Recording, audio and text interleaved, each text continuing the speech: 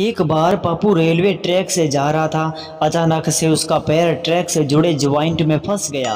वह इसे निकालने की कोशिश कर रहा था पर वह निकल ही नहीं पा रहा था। तभी उसे ट्रेन के आने की आवाज़ सुनाई दी, जिसे सुनकर उसके होश उड़ गए।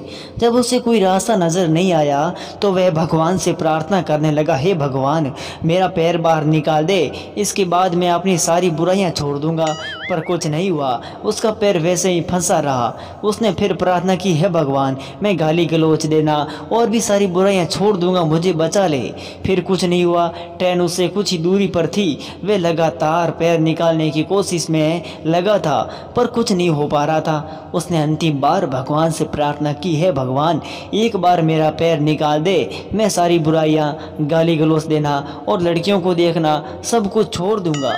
तब तक ट्रेन बिल्कुल पास पहुंच चुकी थी और थोड़ी कोशिश करने के बाद अचानक उसका पैर निकल गया और वह सीधा जाकर ज़मीन पर गिर गया।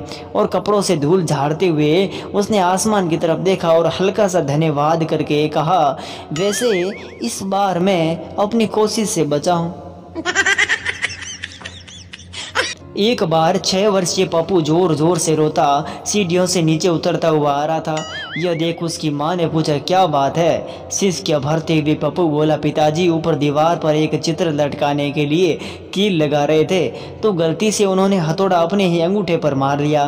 पप्पू को चुप कराते हुए उसकी माँ बोली, बेटा, ये कोई बहुत गंभीर या घबराने वाली बात तो नहीं है, तो चलो अब जरा बहादुर बच्चों जैसे हंसकर दिखाओ।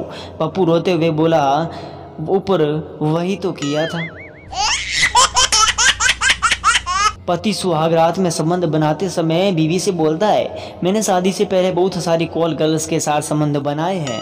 बीवी बोली, मैं इतनी देर से यही सोच रही थी कि आपको कहीं देखा है।